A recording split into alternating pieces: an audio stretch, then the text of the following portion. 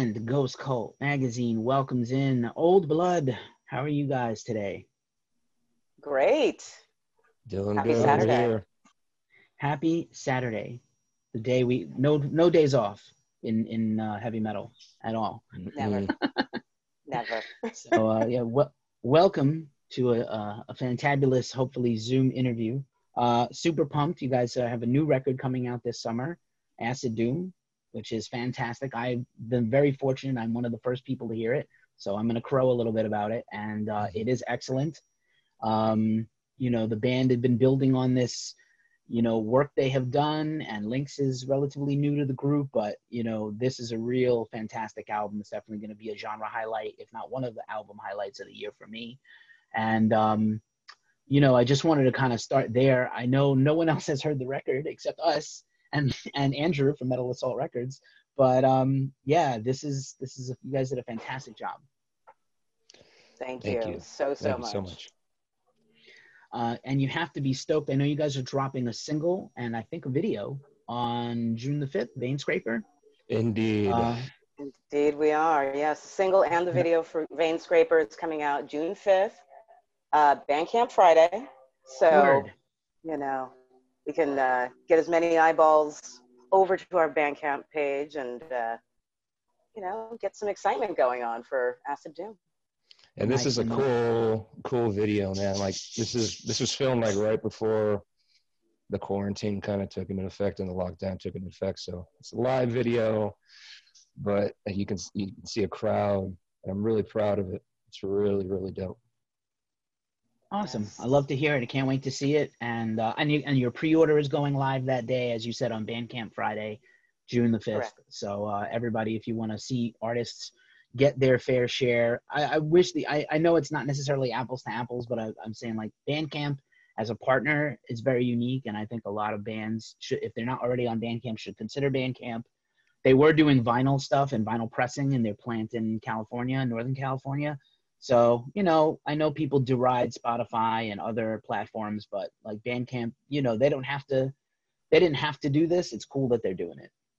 Exactly. Yeah, I mean, it's easy to hate on like Spotify and you know, platforms like that, but you know, you got to give props where it's due, and Bandcamp is, you know, stepping up and really showing where their moneymakers are. They're supporting them. Indeed. Right on. And then, yeah, I'm super pumped to see this video. I think I believe we've seen the cover artwork, but I know there's a lot of cool merch bundles and stuff you guys have put together, like super next level merch. You always have really cool merch. I love the baseball shirt you guys put out not too long ago, like very vintage, throwback, kind of early 80s, late 70s, reminded me of my youth, kind of like the first band t-shirts I ever had were all like the crew neck and the, you know, the round crew neck and the long sleeves that were like the same color as the crew with the stitching. Yeah. And I love the throwback feels, which matches the music. Completely. Yes, we try to go for that whole psychedelic theme and psychedelic vibe. There's another shirt coming soon that's going to be very much up that alley as well. Up that alley, down that alley? Either works. Yeah. Words.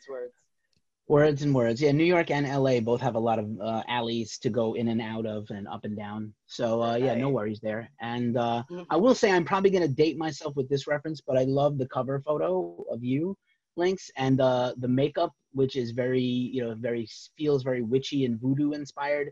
Kind of reminded me of the old James Bond film Live and Let Die, which was set in the Caribbean. So it's got like a very voodoo New Orleans, you know, stabby knife and a glass of wine and I wanted to unpack that image a little bit. Yes, indeed. I mean, that's very much where we get a lot of our inspiration from. We consider ourselves an occult desert rock band, and you know, we bring in, in my writing, I brought in a lot of traditional, kind of more native ideas. I don't know, I read a lot about voodoo. I read a lot about other cultural occult practices as well. So, you know, we brought that in and I stabbed somebody. It's fabulous. It looks legit. You are victorious over whoever that assailant was. It was a good death. Yeah. as you sip some Merlot on their corpse. It's pretty evil. Indeed. Yeah, that was actually Cananao de Sardegna. It's one of the highest antioxidant red wines on the planet. So, you know, I have to cleanse myself after I've done horrible things. Perfect. I love it. I'm a Malbec kind of person if I do a red, so I'm more like a Portugal, earthy, woody, you know, Western Europe wine. But yeah, good stuff there. Indeed. when I do wine at all, it's usually a Malbec, like Portugal. But yeah, I know I like I said, I have a reference point that few else do right now, but I have heard the whole album, and it is definitely got, like I said, that witchy vibe. I love all the weird and wonderful keyboards, and there's a lot of organ and cool stuff. Yeah, congrats on that. You killed it. I mean, the whole record is like every performance. It's just really so in the pocket, but the vibe is like, it's more than a song. Like I love great songs and I love great singing, and you guys have all that. But I love vibe, and so when you have, it doesn't have to be a concept record. It doesn't have to be an arc. But I love when from song to song you just capture that soulful vibe. That to me puts any record over the top in a lot of ways. So I love that you guys brought that. And, you know, you either have it or you don't. That's the other thing, right? You can't fake it. You have it or you don't. Right. Yeah, I mean, we really tried to bring the essence of what we do on stage. You know, when you come to one of our shows, it is smoky, it's mysterious, it's a little scary, a little sexy, a little, did I do something that I'm not supposed to do? Oh, okay. You know, it's a very vibey, you know, mysterious experience. So, I dig it. And that's what a record can, you know, should be, is like an experience. You know, I think album making, you know, kind of goes song to song to song nowadays, and having a full experience, something that you want to listen to from point A to point B, is rewarding. Mm-hmm. Yeah, there's a bit of a story involved. You know, at the beginning you hear something that makes you think that something might have happened, and then you keep listening through and it just kind of grows and closes with the end result. And I'll let everybody listen to the album when it finally comes out to hear that. But yeah. Yeah, I'm super pumped for it. I think people are gonna really they're already taking notice. The band has been, you know, working on this for many years. You have been an artist for many years in the scene. So I think this is really a step up, and a lot of people are gonna, if they're not already attuned, they're gonna get attuned very quickly. Because I think you know, Veinscraper will be the first thing they hear, and it's a fantastic track, but the whole record is like all bangers, and one very you know, very torchy ballad that I also love. I thought it was very cool to do like a very torchy, you know, not sure if it's regret or happiness of something on that song, but like, yeah, very, very deep and touching song.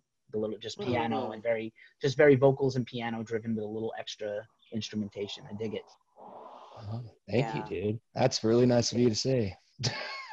Yeah, and that's the one too that I feel like is the most relevant right now too, just topically, lyrically. And I wrote that back in April of last year, the Ides of April, April 15th, the day that I sat down to write and the TV was on, and I looked up and Notre Dame was on fire, the cathedral. And later I found out that day that the Parthenon had been struck by lightning, and St. John the Divine Church there in New York was also on fire that day. Structures were crumbling. It keeps happening. So, yeah, that's kind of how I'm feeling this whole strangeness that we're going through right now, you know, is like things that we were familiar with, no longer the thing. You know, things that we depended on before may not be able to do so right now. It's interesting times. It's a curse. We are cursed to live in interesting times, but it's okay because we're learning, I guess. Is it also a blessing though? Or is it just, no, there's no silver lining. It's just all dark. Well, you know me, I'm always trying to see a silver lining wherever I can. And even if I'm bleeding from that lining, I've learned something, not to pick up that blade, I guess. But yeah, I see a lot of opportunity in a crisis. It's an educational opportunity. It's a chance to build something new, create something new, or to change your mind about something that wasn't working before. The phoenix kind of rises from the ashes, you know. Indeed. I hope so, man. We're getting burned to a crisp here. Society and Mother Earth and just all the structures of power. And, you know, I don't want to get too off the rails here, but yeah, it's just, you know, I can't live my life and ignore what's going on in the world, in the streets today, in every city, and things are necessary, right? If there's an action, gets an opposite reaction, right? First law. Yeah. And, you know, it's just, these are, you know, of course we're going to react in our own ways artistically and creatively. And we need to do that. That keeps our mind focused and moving forward. But yeah, it's just like, this is the strangest year I can remember on record. And I've had some doozies, and I'm sure you both have too. Indeed. And one thing is, we will all remember this with 2020 vision. Oof. You know? Right. Pun intended, or no pun intended? Completely. Okay. That's not as bad as the pun I made in my last interview, where I made a reference to a violinist, and I said, "Do you also fiddle around with your cello and piano?" And he was like, "I'm gonna get you for that one." I was like, "I'm a journalist, not a comedian." Anyway, we need to remember that always. Remember that. But yeah, it's like I said, I really can't wait for people to jam on this record, see this video, absorb this artwork. And I think from the beginning, even before Lynx joined the band, I love that Old Blood has had this kind of really great visual style, because a lot of bands don't, even the genre-specific bands, right? I mean, everybody, and myself included, anybody that loves like stoner and doom and occult music, occult rock, if you will, if that's a title, I'm not sure. But I love Coven, and obviously Coven set the bar for this, you know, kind of, you know, imagery along with lyrics and music. But you guys also have always had, now and before, this thread going through everything, where it's like, you know exactly what it is, you know exactly what you're about to dive into when you put the needle down, you know, or you press play on whatever digital device you have. So yeah, I think you can continue to carry it through, which I like. Yeah, and I think it also helps that our bass player, Octopus, is a graphic designer. So we get a lot of great visuals just through his own creativity. Our last t-shirt, the Lake Bottom t-shirt, he designed that whole thing and came up with such a great concept and put it all together. You know, he's got a great eye. Nice. Yeah, Lake Bottom is actually a very compelling track there. And I think there's a co-write on it. There's additional lyrics on the track. You want to talk a little bit about that? Yeah, on that one, the original singer, Feathers, had started writing that song. And so she had performed it a couple of times. And when I joined, you know, I was given the chance to change some stuff around. And, you know, we definitely gave her credit for the stuff that she had already laid down, because everything I did was wrapped around the structure that she had created. Awesome. I appreciate that. You know, there's no need to compare or compete. Feathers was wonderful. I think the Bandcamp stream that I was sent has Feathers' human slave name instead of her artistic nom de plume or nom de whatever microphone is in French. Help me out, somebody. Terrible at languages. Yeah, I'm terrible at this. I'm so bad at those. But thank you. Yeah. So yeah, awesome. Yeah, it's a great track. It's another great track. I'm super pumped. And then again, of course, I appreciate that the band, and of course, shout out to Andrew at Metal Assault Records. I like that you guys are still putting this record out. Hopefully by late summer, we'll be back to some semblance of normalcy. I don't know. Maybe not.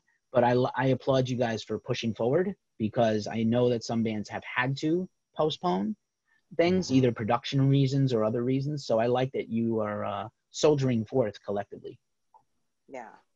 Well, much of my concern Yes, of course. You have something? No. Oh, yeah, well, I mean, much of my concern was the fact that I just joined this band a year ago. And, you know, we have been building such great momentum and going, doing a lot of shows locally. We did a mini tour last August and a few out of town gigs here and there. And people were starting to notice. And I was really excited. And I'm finally in the best band of my life. And then all of a sudden, achoo. Okay, COVID. And that all, you know, the Ides of March. March 16th was my last day in work. So yeah, it kind of felt like, in fact, March 16th of last year was the first time that I actually saw Old Blood at the Viper Room with Feathers singing. And, you know, that's when I was blown away. 2 weeks later, you know, I found out that she was leaving, and I said, okay, this is my chance. And now I'm like, okay, don't take that away for a virus. So, No, but you know, Lynx fit right into the band, and I knew she was the one as soon as she auditioned. Like, man, she has shown so much amazing musicianship and craft, being able to like transform these songs that we have over like the year that we've been working on them and working on this record. And I can't wait for people to like hear the might that her voice has on these songs, because it's heavy. I mean, like it's just puts chills down my spine, because she gives such a powerful performance on this record, and I'm really, really proud of that. Thanks, Bill. Yeah, I back that 100%. I back that 100%. Yeah, it's definitely a lot of feeling all the feelings, man. When you hear these songs, like I said, I was fortunate to hear the whole record, and people will hear Veinscraper first. It's very heavy, very. If you already liked Old Blood, you will love that track. And yeah, and I can't wait to see the visuals, because again, like I said, the band has always had a goal. It seems to have very striking visuals and cool stuff happening around the songs. Yeah, the video was shot at, it was our second to last gig that we've played this year. So it was actually the first gig that we did this year. Basically, yeah. February 17th, yeah. At the Old Town Pub in Pasadena. Mm-hmm. And it's the spot that we've played. Yeah, we've played a number of times. I love the way that room looks, the lighting, the lights that are just hanging in that room already make it a special place. The space is gorgeous, and the crowd is always great there. It's intimate there. It's very close and intimate, and that's what I like about it. Totally. Very cool, very cool. We'll look forward to that. And I know, Lynx, you are very health focused in things, but what are the both of you doing to kind of keep sharp and focused and healthy during this crazy quarantine pandemic time? Drinking lots of beer, and I honestly, I've lost weight just from like cutting fast food out of my life. I don't eat fast food anymore, and I don't drink soda anymore. I drink beer still, but I mean, I don't know. I feel healthier ever since this thing kind of went down, which is weird to say, but like it's made me kind of more aware of my body, I guess. Yeah, I think I actually had the thing back in February. It went really quickly, but because of all of I am a nutrition coach and a health coach, so I have a protocol whenever I start to feel a little off. You know, there are certain things that I do, and as soon as I felt I got the shakes, I got the fever, I came home from work, I did all of my things. I used my neti pot, I took the vitamin C, went through the whole list. And over the course of about a week, I was able to slay it. And I still don't know for sure if that was it, but it matches up with all the symptoms that I kept hearing. And since then, I've taken the test and I don't have it. And but other than that, I'm doing a lot of hiking. I am cooking like crazy just so that I'm not tempted to order out. I'm letting myself order out once every couple of weeks just to help support local businesses that I love. And, you know, last night we had fish and chips from the old fella in Culver City. Shout out to Kevin Kearns. You know, I always pretty much tend to eat very healthfully, but lots of hikes in the hills with my buddy from that hat. So, yeah. Yeah, I saw that the trails are opened up. I've seen some of my LA peeps hiking around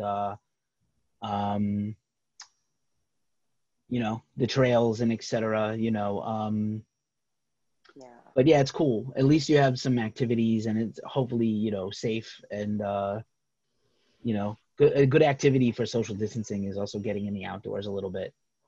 Indeed. It's kind of funny. I take a walk around my neighborhood every morning and seeing people coming toward you, and you have that little moment, okay, who's going to walk out into the street? Who's going to stay there?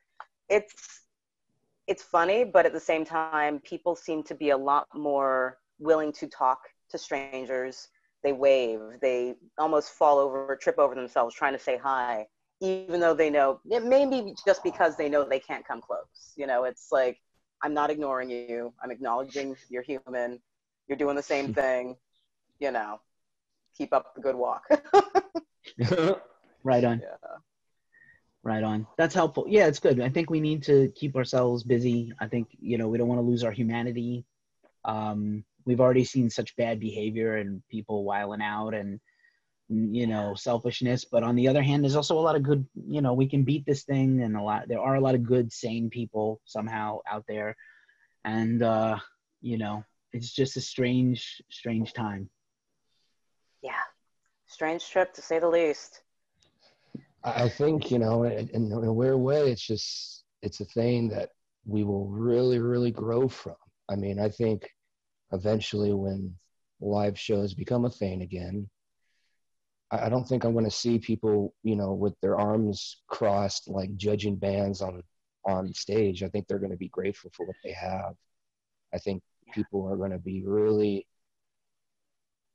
I don't know, people, you can see it in people now, they're just missing life, and it affects them at such a high level. And when we have those things again, I think we're going to be way more appreciative of them.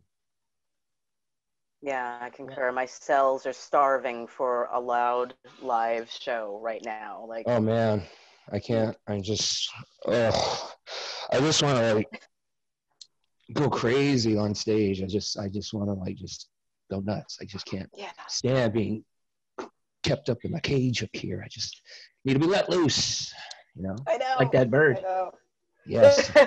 My apologies. I can move it around if need be. No, it's fine. You're great. You're great. No, I just, you know, I'm a writer, so it's all about the low hanging fruit for me. Cages, birds. Anyway, you know, it's funny because, you know, I know you guys mentioned the Viper Room, and LA has an array of clubs that are all kind of, you know, what's going to happen. I have many friends in the scene there too, and you know, you could have social distanced seated shows, which is the recommendation that they're saying may happen. It could work for your kind of band, but I also I like, even though like on one hand, sometimes I hate people, but on the other hand, I like the intimacy of a small show. And so I want to be right up at the front. I want to, you know, feel the lights on me. I want to feel the amp deafening me worse than already. And I want those experiences, you know. I don't miss the bad BO and, you know, other things like that, but like, you know, I also miss people. I miss that. That's also my outlet for getting out and meeting people, is shows. So it's weird. I don't know, you know, hopefully the scene recovers. I hope we don't lose too many venues. There's a lot of classic historic venues in California that literally put touring on the map because they were there and they were a goal for people to get out to. I'm sure just like here in New York. And so, you know, I hope we get it back. And I hope you guys are able to answer the call when you can, as long as everybody's safe. Yeah, I just really hope these venues stick around. I know that there are GoFundMes out for most of them, just about all of them. The Troubadour, it seems to be the least likely to survive out of the ones from what I'm hearing. It's tragic. And yeah, that's heartbreaking, big time. Yeah. The Viper, I know they've got the GoFundMe. The Rainbow, where we always go after the shows, you know, Rainbow Bar and Grill. They've got a GoFundMe going. You know, the people that work there are starting side businesses just to keep their heads above water, and it's scary. It's nerve-wracking. That's tough. I just watched the Troubadour / Rainbow / Whiskey documentary that's on Amazon Prime. It's from a couple of years ago, but I just saw it for the first time, and I highly recommend it. And yeah, I don't want to lose any of those places. I've visited them all, and I don't want to lose them, and I don't want music to lose them, history to lose them. Maybe they can get named landmarks or something, although then you can't like do anything to them ever again. Like you can't fix them or upgrade them, or, you know. But almost like I wish that had happened here. We lost a bunch of venues in the 90s and the early aughts, and I wish like CBGB's was still where it was. I miss that place. Yeah, same. And you know, it should have got landmark status, but you know how it is. Corporation's gonna corporate, and you know, gentrification happens, so we're gonna lose some of those things. But yeah, it's tough on our industry. Obviously, this microcosm problem compared to the big problems of like not having a plague that kills us all. But yeah, like our scene is in jeopardy. If you can't, I always say, if you can give, please give. If you can't give, share those GoFundMes, share them with people you know who can give. Convince people who are not music fans to become music supporters and art supporters of the arts, because I think if we lose that part of our society, we already like have enough against us as a society. I don't want us to lose that element that's so important. I concur. Yeah. So any final thoughts ahead of this new single and this new Old Blood album on the rise? Oh man, well, it's gonna blow people away, and I can't wait for it to drop. It's been 4 years since our last record, and it's something that we're all really proud of. We hope that all of our fans really dig it, man. Like, it's just, we put our blood, sweat, and tears into this, and you know, releasing it without being able to tour is a bummer. But, you know, I think putting it out there and having people have it in their hands finally, I mean, finally get it out there is so important. So important. Yeah, it's huge for me too as a new guy, because I'm like, you know what? Yes, I'm in this thing. Like, I just want to prove to people, like, hey, yeah, I did a thing. I haven't been hiding for a year. And I'm super proud of it. I am over the moon because I've met some of my best friends in the world in this band, and like, I am so stoked to have been able to create such a huge piece of art, you know, with these guys, and I want to share it. You know, I want people to hear it, want to create some new fans, want to, you know, keep the old fans happy, and you know, keep growing, keep going. The sky's the limit. Nice. I couldn't agree more. I agree. Veinscraper's out June 5th as a single video and a pre-order for the album. The album is Acid Doom, August 28th on Metal Assault Records. Old Blood Crew. The day after my birthday. Really? Well, that's going to be an awesome way to celebrate. You know? Yeah. Well, the first song, the first album came out on my birthday back in, was it? Yeah. 2016? Yeah. So this one will be, I'll be a little older, and it'll be fun. And, you know, the album comes out in August, and I don't know, the last album came out in August. You know, August seems to be a good month for us. It's all lining up really good, so. Yeah. I came out in August. Hey! Exactly. I see a thread here. Perfect. You know? Yeah, amazing. Can't wait. Oh, sometimes. But, yeah. Congrats. And again, I have a gut feeling everybody is going to hear my assessment of this, and they're going to be on board with it too. So enjoy what's coming. And like I said, I hope we get it back, and I hope we get to see you in person on a stage doing what you're supposed to be doing. And again, shout out to Metal Assault Records for connecting us, and also for putting this record out and believing in bands like Old Blood. I'm a huge fan. So great job, and we'll see you soon. You. All right, thank you, Keefe. Rock on.